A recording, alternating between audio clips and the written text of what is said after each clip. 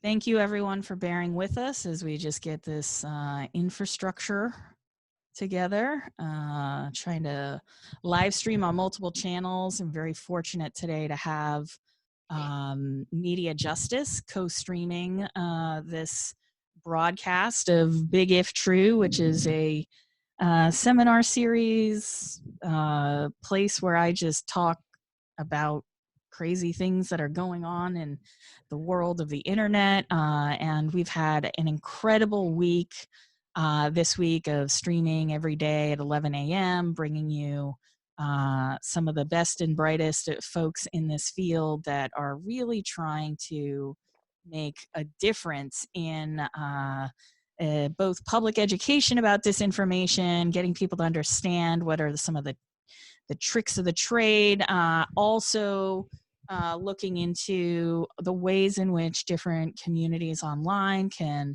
better protect one another from sort of the corrosive effects of disinformation, misinformation. I am incredibly excited about today because as a nerd and a bit of a historian, I love to talk about where we came from and how this ends up being an issue that is a kind of whole of society issue.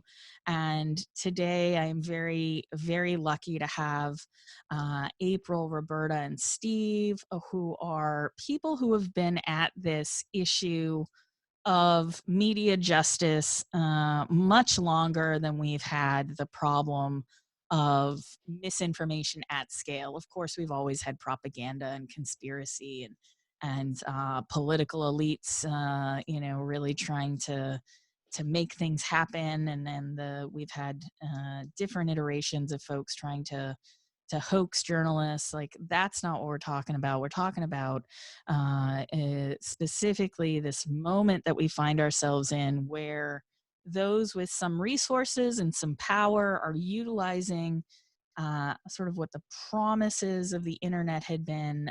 They're turning them into social vulnerabilities where people who have been advocates for free and open information systems and access for a long time have been wary of the ways in which people with power and fame were going to eventually realize that both these networks are vulnerable, but they're also crucial for the ways in which we communicate today. And so I'm so excited to talk with folks who've been doing this on the local level and on the national level and round out this Disinformation Awareness Week. It's been an incredible pleasure to hear from folks in all of the different organizations that have been participating, either through the Reddit AMA or the Canaries in the Coal Mine live stream.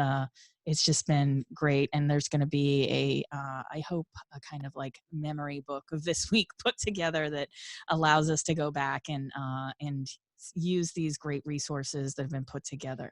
So I'm going to start with you, Steve. I'd love to talk and hear a little bit about who you are and what MediaJustice as an organization does. And you've been, part of this organization for a very long time. So can you let us know a little bit about how it all began and how MediaJustice as a term of art developed and where you find yourself now?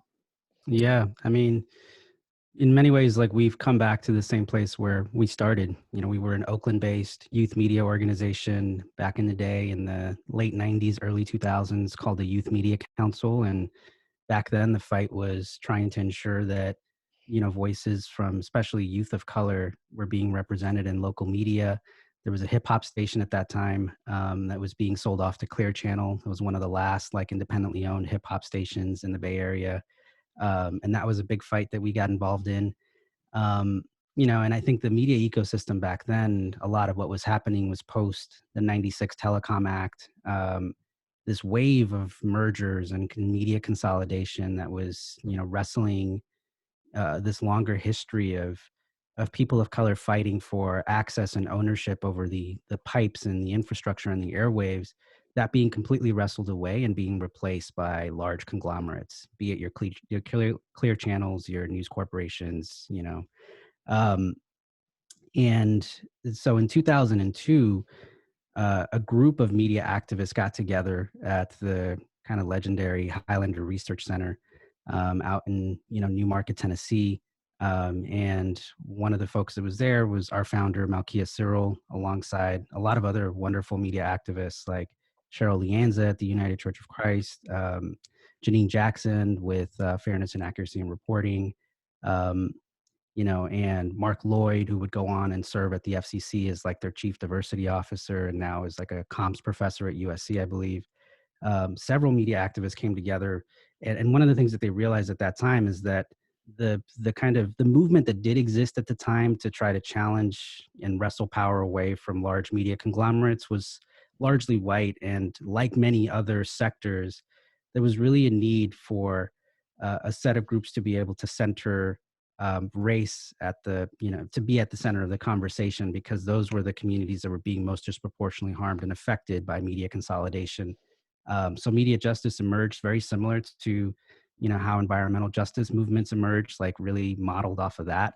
Um, and ever since, we've been trying to kind of build a larger scale movement of people of color that are fighting to challenge, our media and technology ecosystem. As an organization, we've been around for 10 years. I've been involved with media justice as a national organization, I should say. We've been around for 10 years, and I've been involved with media justice pretty much that whole time. And the way I got plugged in was, one of the things we decided to do is there were many organizations like the Youth Media Council all over the country that were doing this work locally. So we built the network to try to connect and build with those groups and try to consolidate our power. Um, and that's how I got involved. I was doing organizing in Minneapolis at the time, organizing with low wage, low income folks who lived in manufactured home parks. I was doing housing organizing basically. And I realized just how much media representation and people's perceptions of people who live in manufactured home parks affected not just like their attitudes towards them, but the policies that shape their lives, housing policy in particular. Um, and it got me really thinking about how do you wrestle power away from media so that you can shape a different story, a more accurate story.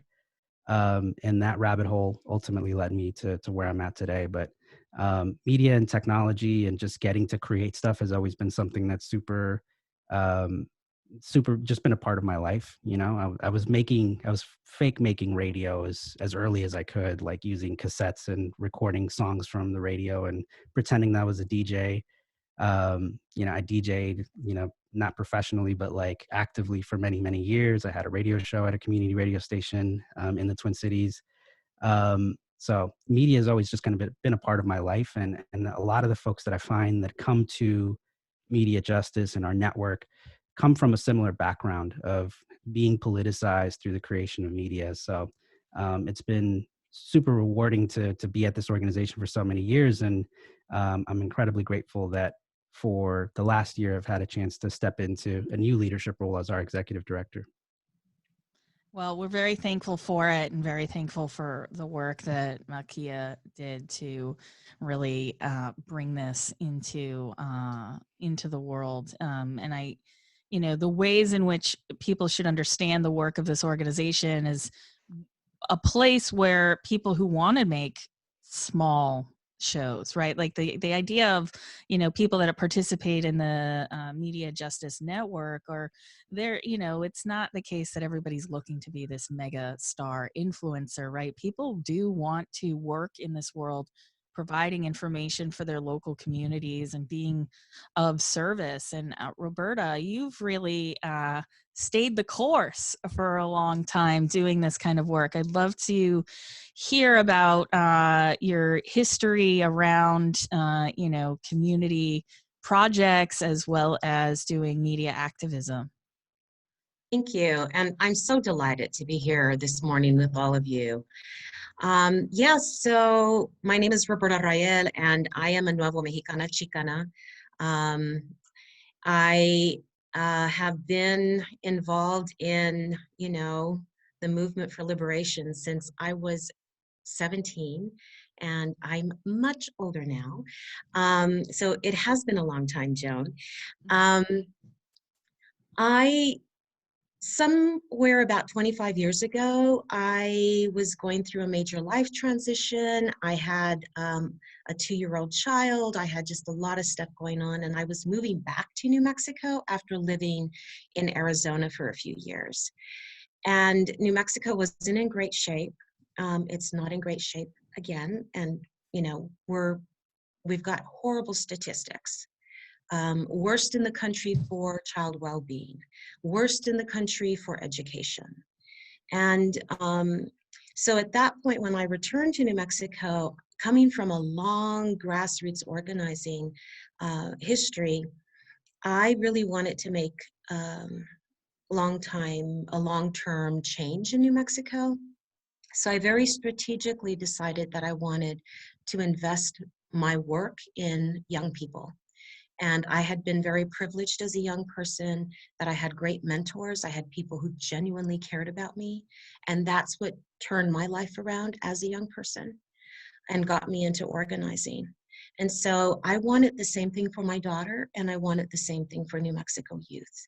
I then started working in positive youth development programs, directing various programs, and became, a practitioner in New Mexico that held respect for that work. But I was also mentored to do public radio through one of the major public radio stations here in Albuquerque, KUNM. And my mentor was a Chicano poet and citizen journalist. And so the way that he taught me about being in radio was, it is absolutely to be in service to our community. Those airwaves do not belong to that radio station. Those airwaves, if you're on commercial radio, do not belong to a corporation or to a company.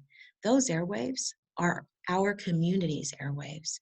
And every time that we can put a person on the radio, give them that microphone, we are changing the narrative, the negative narratives that exist about people of color. And so as a young person, I was being mentored in that way. And then I had the great opportunity to develop and design the KUNM Youth Radio Project 15 years ago. And I took all that I had been taught and wove it into that, and wove it into my love of working with young people. So it was like the perfect marriage of two loves of my life. And being able to, I think, educate young people, politicize young people, help them build critical awareness and critical thinking, help them build all of the leadership skills that are necessary for a state like New Mexico, and also be able to utilize that popular education, which is very important to social change. For our community. So every time we have that 1-hour radio program, Generation Justice, every Sunday evening, we are educating the community. We're educating the community about the ability and the agency that young people have.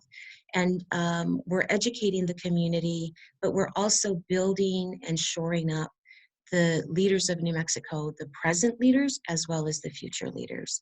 So Generation Justice, we are very committed to social justice core values. We're a multiracial project. We train young people beyond radio. We do a lot of other training, and a lot of our work is really about narrative shift. So the disinformation work that we're so happy to be a part of, and the work with MediaJustice was another, just a beautiful place for us to fit in, that like, we have a home. When we found MediaJustice, the Center for MediaJustice, as it was called 8 years ago, and we were introduced to it, was like we had a home in at a national level, and it actually really supported our work at the local level. So using popular education, being very, I think, visionary about what we want for our future is really critical to how we operate on a day-to-day basis and what our praxis is. Amazing. I really appreciate the work that you're doing and putting in, and was very happy to be a guest on the show. So by no means last and least, April Glazier, former Shorenstein Fellow, is someone who I have really admired over the years as someone who comes from a world of internet policy, knows deeply the ways in which Silicon Valley values play into the shaping of the technology itself.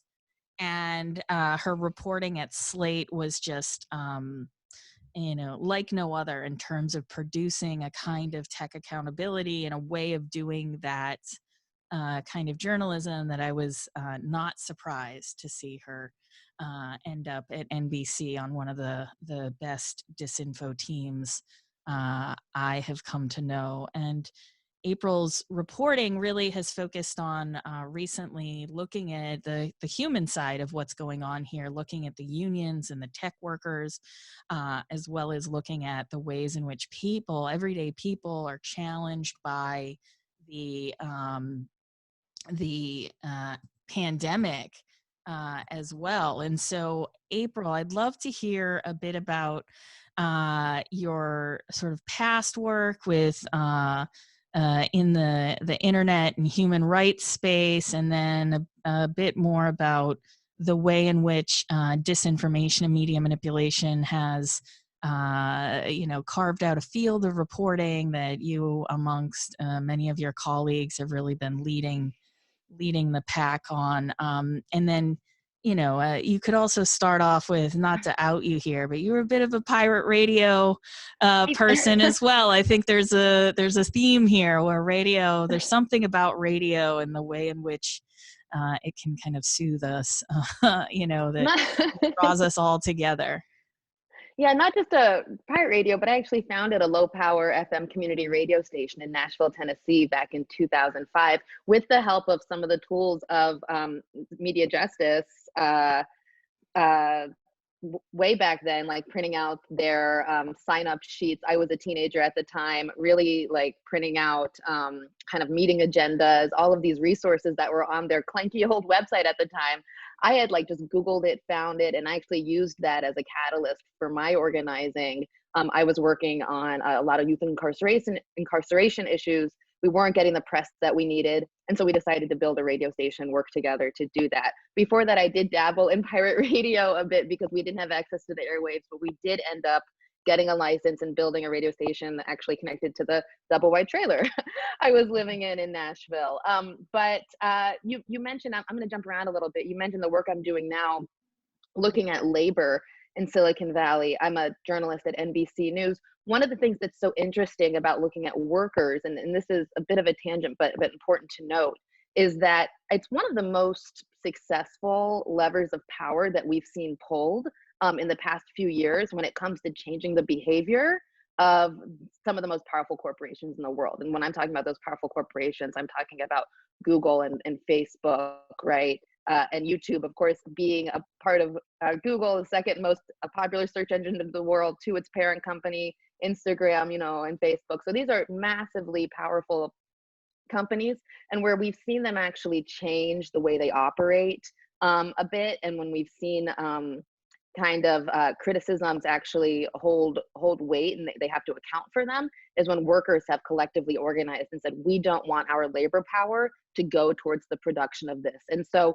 really starting to see these issues not just as affecting users and people who have to use these products because of the monopolistic environment that we're in and the networked communications environment that we're in, but also people that are making them coming together with the users and saying, we don't want to be a part of this either. And it's been really fascinating to watch this also turn into a labor issue, right? And so so really here for that. But to go far back, in 2005, yes, I co-founded a community radio station in Nashville when I was a teen organizer, working on all kinds of other issues. But I realized that no matter what issue I was working on, we needed a better way of getting our message out, because we were writing press releases thanks to the templates from MediaJustice over and over and over again, and they weren't getting picked up, and maybe that's because we wrote bad press releases, but maybe it's also because there was just a lot of media consolidation and not really access to get our stories told in the stories of the communities that we were working in, that we were part of, actually,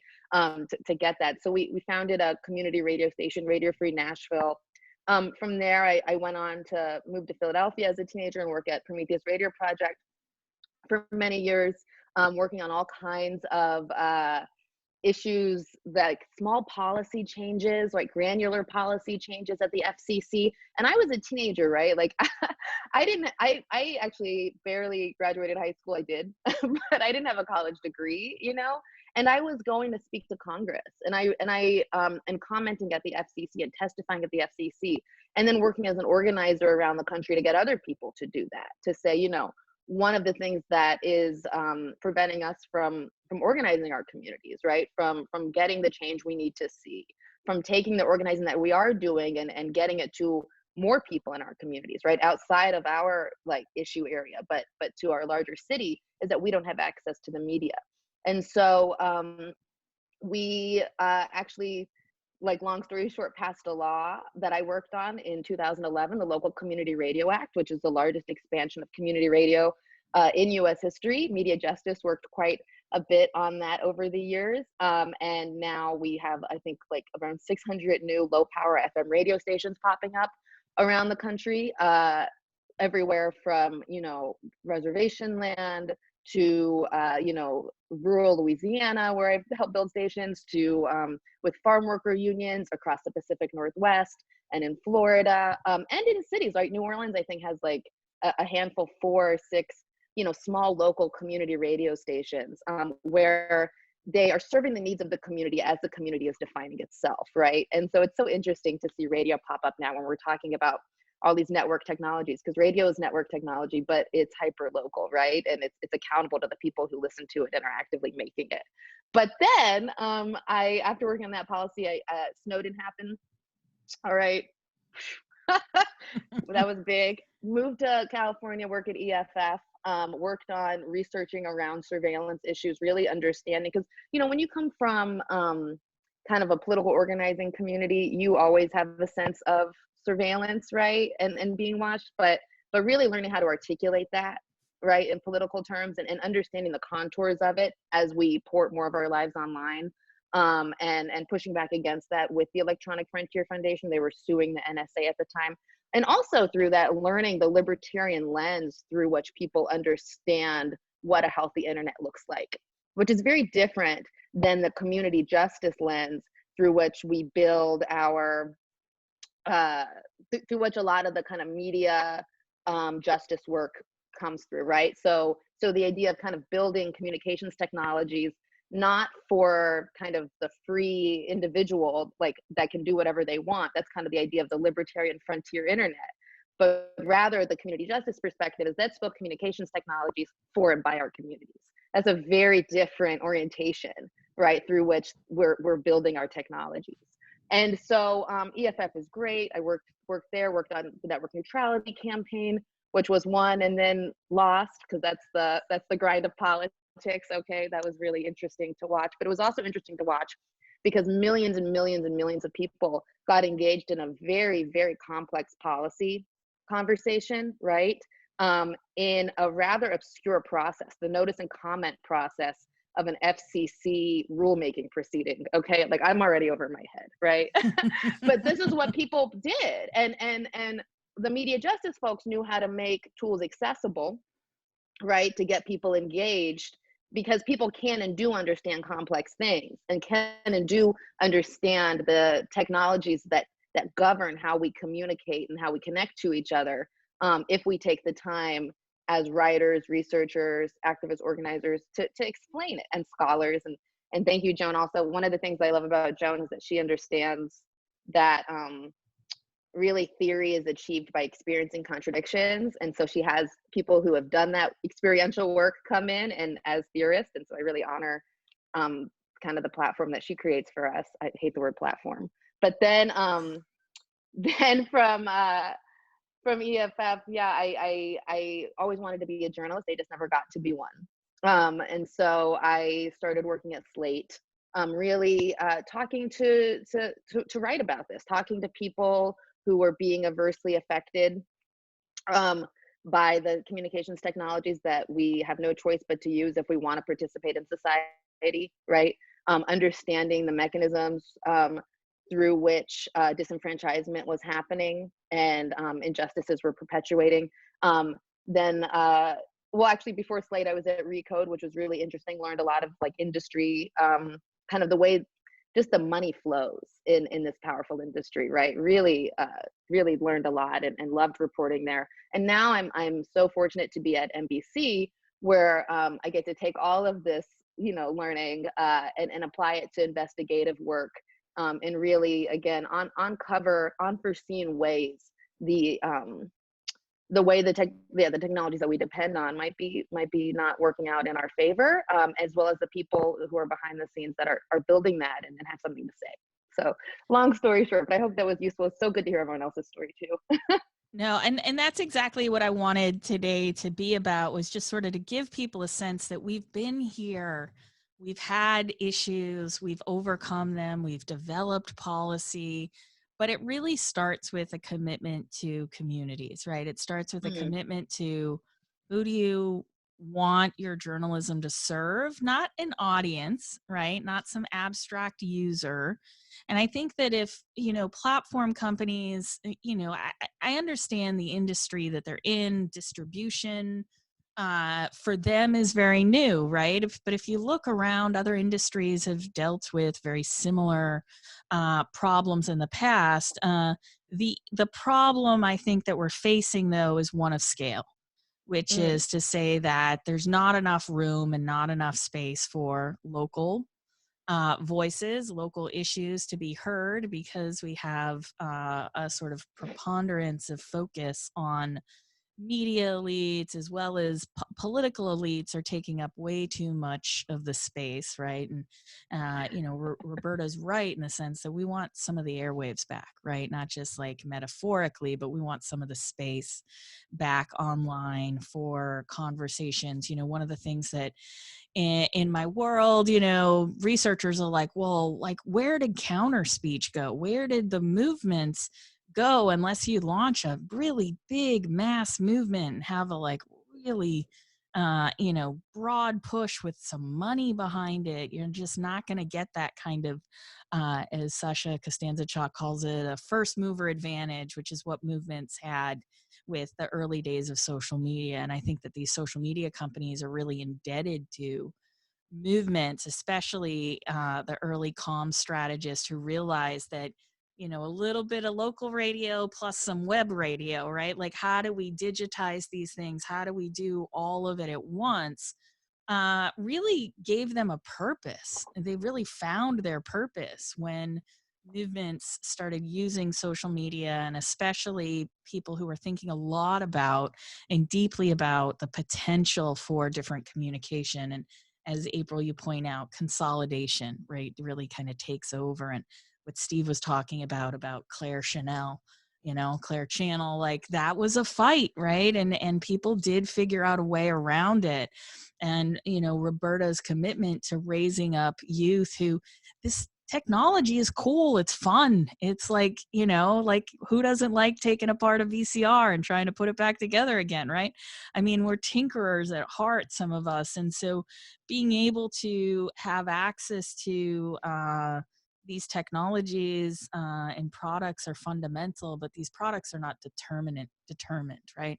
We can actually insist on change. And I think that some of the ways that we push back, you know, different folks are going to have different strategies, but unless we all start to see misinformation as a common problem, then it's going to, you know, continue to wayful, you know, people are going to say, I've even had people say to me, you know, well, we have a right to disinformation. I'm like, I don't know about that. You know, like you have a right to say what you want to say, but when information is moving at scale, the expectations are just so different. So I'd love to wrap up around just quickly hearing back from you all. I know the election is near, but feel free to ignore it because who knows what's going to happen. I sit at my desk every day with a couple of dice and I roll them, and odds it's Biden, evens it's Trump. I never really know what's going to happen. But in terms of Disinformation Awareness Week, I'd love to hear from you just a little bit about, either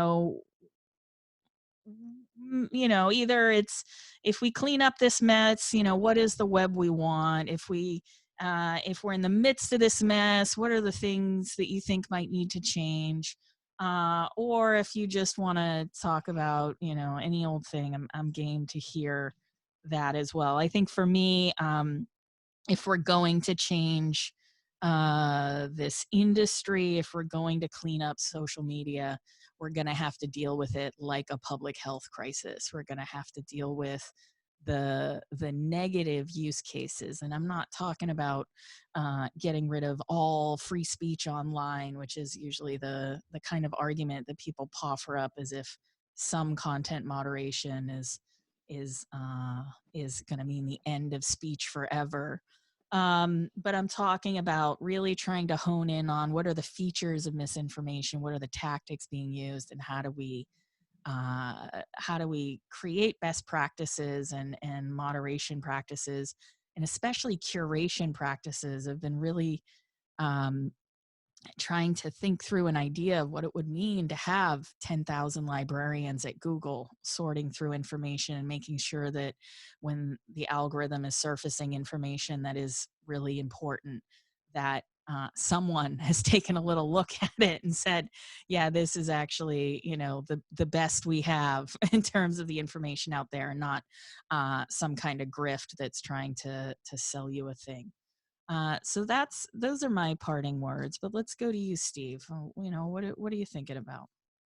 Yeah, I mean, I think a lot about some of the things you've said to me, which is, all disinformation is local, and it makes me think Mm, that the future and the solution is local as well. And some of the things I'm excited about are finding ways to leverage technology, network technologies, at a local level.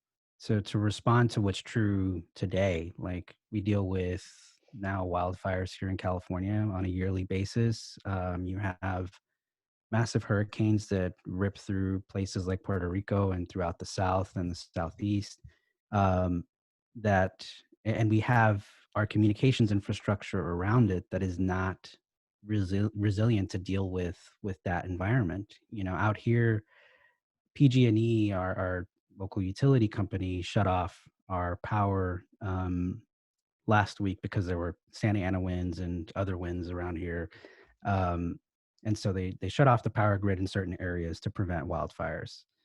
Now, all the Comcast, the largest internet service provider out here, didn't have any other kind of self-powered way to ensure that their network stayed up.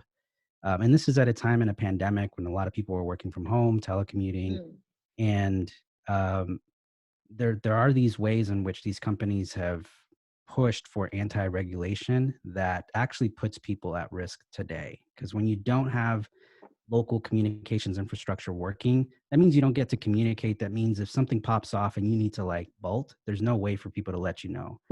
So I think the future looks like local network technologies that actually work, and both like pushing these large companies, be it wireless companies, internet service providers, to be required to ensure that their infrastructure actually works. In this pandemic, we have Comcast refusing to open up their, residential wireless hotspots because they say our networks can't handle that much traffic. So what you're telling me is you've built up an entire internet network that actually doesn't account for everybody being online. It accounts for some people, only those that can afford it to be online.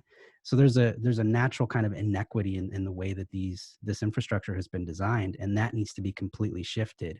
And I think if we can find more resilient, more effective networked infrastructure to deliver, actual communications and technology to people, then I think you start creating an ecosystem in which like the local communications can actually function in service of like challenging misinformation, because people can speak to each other in ways that's what the low power FM model did. It's allowed people to speak in their own communities about their own issues.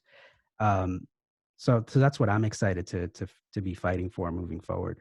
And I'm curious, like, before you hop off, Joan, as you close out, because you've been interviewing all these people, all the time. So I'm going to throw a question back out to you from this week. Like, what's not in this conversation, but in other conversations, like what's been a highlight of the conversation and what gives you hope? That's what I'm hoping for, that you can answer before you go. But that's me, and I'll pass it to whoever else. I appreciate that. I'll think on it. Roberta, let us know. I think it's important that at the local level, we're able to continue the work that we're doing, which, that's always a challenge in so many ways, funding, et cetera, so forth. But having local work connected to national networks like MediaJustice, like the Disinformation League, is really, really critical to long-term change.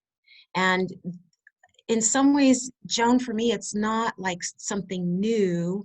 It's really taking what we know and what has worked historically from organizing and continuing to work what has worked, continuing to use what has been effective. I think also that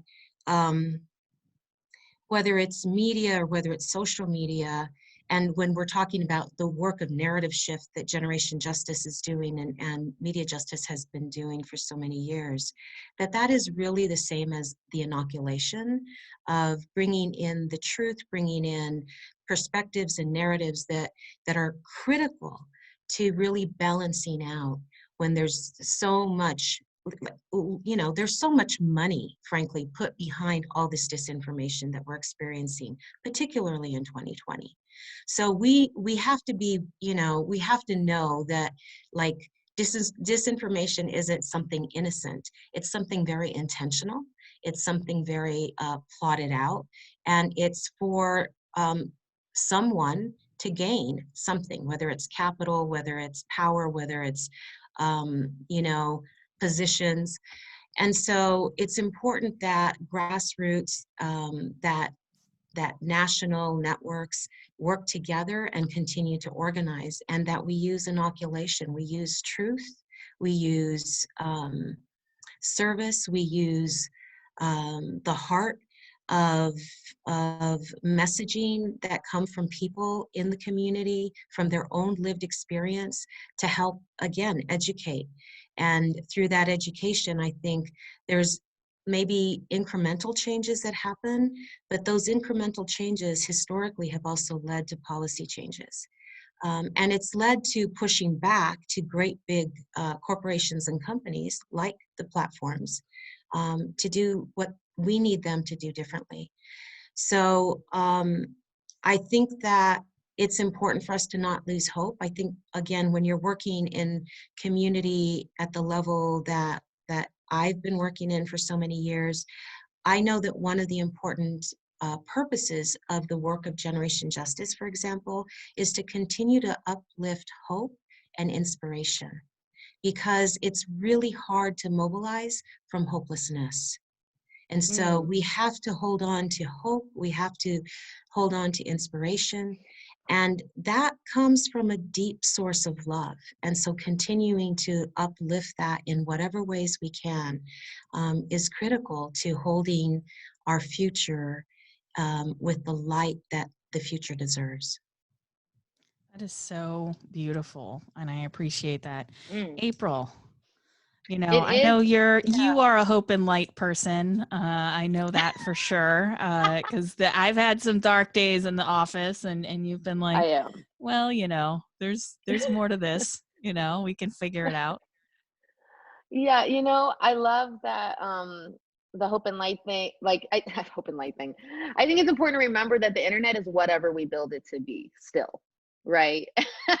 And that requires vision building. That requires knowing what we need, knowing what we want, being clear about what we need and what we want, right? Doing that work to spell that out. Also learning how to articulate where we are very clearly. And that requires local organizing. That requires local presence. one of the ways that I've learned that disinformation spreads, the most effective ways of disinformation spread isn't by putting up some corny ass website that if somebody who knows right can tell it's not real. It spreads because people that you trust share it, right? This is what Joan has taught us. It's seeded through trust, right? It's seeded. Well, one of the reasons why it spreads so much on Facebook is because your grandma's sharing, right? Because your uncle's sharing it, right? Because your pastor's sharing it, whoever, right? It is incredibly, like, basically trust is the best way to spread disinformation. And these WhatsApp groups, right, that are very local, that we can't get into, and when there are power dynamics, it's set up in a way where you actually can't go against what someone is saying, because maybe it's your uncle, maybe it's your parents, right? And you can't, and it just perpetuates. In the same way, we can spread true information locally, right, with the people that we trust. It's just like, this is just the way information is best spread, right? We believe people that we have relationships with, and we have reason to believe them. And so I really agree with the local, like, going back to localism, and also the local infrastructure that Steve was talking about, right? I mean, we are depending on companies who are trying to make as much money as possible to serve our basic information needs to be able to participate meaningfully in a democracy. They have no political obligation to do that right now. There is a history of public interest obligation when it comes to communication infrastructure, but that does not apply to the platforms. One of the ways that it can apply to the platforms is through regulation. One of the ways regulation can come to about, like, politicians aren't going to do anything unless they feel pressured to do it, okay? Otherwise, they're going to have a lot of hearings and it's going to be a lot of theater. People feel pressured to do something, politicians do, when they get a lot of phone calls and they have a lot of articulate citizens, right? A lot of articulate constituents demanding that. So this is all full circle, right? Like, we're not going to see political change unless we work on having more trust in our communities. And we are not going to have more trust in our communities unless we start talking to each other. That happens through locally owned media infrastructure. And, the national or international, right, these billion people strong media platforms are probably not going to be regulated unless politicians step in and intercede. And the politicians are unlikely to do that unless there's demand from people. So I really agree that we really need to build our trust locally and share information locally, and also learn how to articulate what is so wrong right now, because I feel like a lot of people are very dissatisfied. Like, people know that stuff is messed up. People know that things are wrong. But what we haven't done as good a job, not we, but like what people need to learn more now, is how to articulate that political issue that is on the tip of their tongue. Like everything is so messed up, like everything's so confusing. We need to turn that into a political issue that feels more actionable, and y'all are doing that work. So much respect to that. And yeah, that's what I'll end on, which is kind of, I don't know if that synthesizes things a bit, but that's how I'm thinking. It does, and I appreciate everybody giving me extra bits of their time this morning on a Friday. It's snowing in Boston, so April, I know that you really miss this cold weather out here. So I do not. I know. I took April to a like an army surplus store to get her ready for the winter out here. I needed it.